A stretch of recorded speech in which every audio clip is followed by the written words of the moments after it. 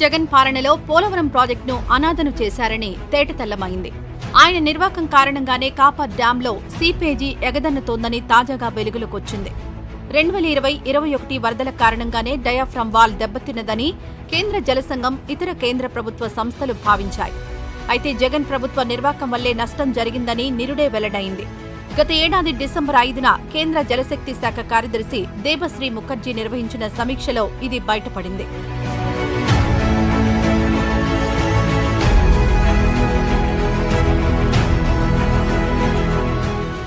Dam గేట్ల నిర్వహణలో మార్గదర్శకాలు పాటించకుండా వరదలొచ్చినప్పుడు స్పిల్వే గేట్లను మూసివేశారని, దీంతో వరద జలాలు ప్రధాన డ్యాం వైపు వెళ్లి కాపర్ డ్యాంల పైనుంచి ప్రవహించాయని, దీనివల్ల ఎగువ, దిగువ కాపర్ డ్యాంల మధ్య భారీగా నిల్వ చేరి సీపేజీ ఏర్పడిందని కేంద్ర జలసంఘం, ప్రాజెక్ట్ అథారిటీ సహా కేంద్ర ప్రభుత్వ సంస్థల ఉన్నతాధికారులు ఆ సందర్భంగా చెప్పారు. డయాఫ్రమ్ వాల్ కు కూడా అంతర్గతంగా నష్టం జరిగిందని, గైడ్ బంగ్ కుంగిపోయిందని, వీటన్నింటిపై సమగ్ర దర్యాప్తు చేపట్టాలని డిమాండ్ చేశారు. అయితే ఆ సమయంలో ఎన్నికల వాతావరణం నెలకొనడంతో ఇది బయటకు పొక్కలేదని నిపుణులు అంటున్నారు. ఇప్పుడైనా లోతుగా విచారణ జరిపితే అసలు నిజాలు వెలుగు చూస్తాయని చెబుతున్నారు. లోపాలు, నష్టాలకు బాధ్యులను గుర్తించకపోవడంతో మరిన్ని అరిష్టాలు జరిగాయని, డయాఫ్రమ్ వాల్ దెబ్బతినడమే కాక కాపర్ డ్యాంలలో సీపేజీ, గైడ్ బండ్ కుంగిపోవడం వంటి వాటిని ప్రస్తావిస్తున్నారు.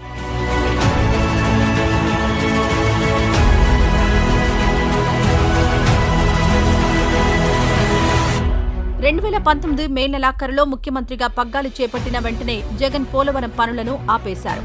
అప్పటి వరకు శరవేగంగా పనులు చేస్తున్న నవయుగ సంస్థపై వ్యక్తిగత కక్షతో దాని కాంట్రాక్టును రద్దు చేశారు.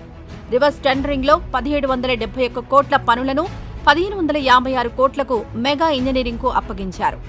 ఆ వెంటనే స్పిల్వే, స్పిల్ ఛానల్, రేడియల్ గేట్లు, డయాఫ్రమ్ వాల్ వంటి పనులు పూర్తయినందున వాటి బాధ్యతపై మేఘాతో ఒప్పందం చేసుకోవాల్సిన జలవనరుల శాఖ ఆ దిశగా అడుగులు వేయలేదు.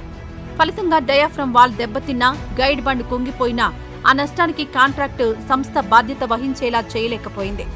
దీంతో ఇప్పుడు కొత్త డయాఫ్రమ్ వాల్ నిర్మాణం కోసం అదనంగా 998 కోట్లను కేంద్రమే భరించాల్సి వస్తోంది. అదేవిధంగా గైడ్ బండ్ కుంగిపోవడంపైన కాంట్రాక్టు సంస్థను గాని, అధికారులను గాని బాధ్యులను చేయకుండా వదిలేశారు. గడిచిన 5 ఏళ్లలో పోలవరం పనుల్లో ఎంత లేదన్నా 4500 కోట్ల దాకా నష్టం వాటిల్లింది.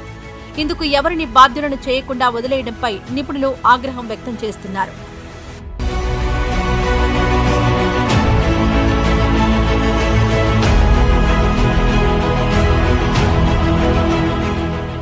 రెండు 2014-19 మధ్య టీడీపీ ప్రభుత్వం ఉన్నప్పుడు పోలవరం ప్రాజెక్టులో కీలక కట్టడాల డిజైన్లు, ఆమోదం, పనులపై నిరంతర పర్యవేక్షణ ఉండేది. Central soil materials research centre, revised cost committee, supreme court కేసుల వంటి బాధ్యతలు చూసేందుకు ప్రత్యేకంగా ఇంజనీరింగ్ సిబ్బంది ఉండేవారు.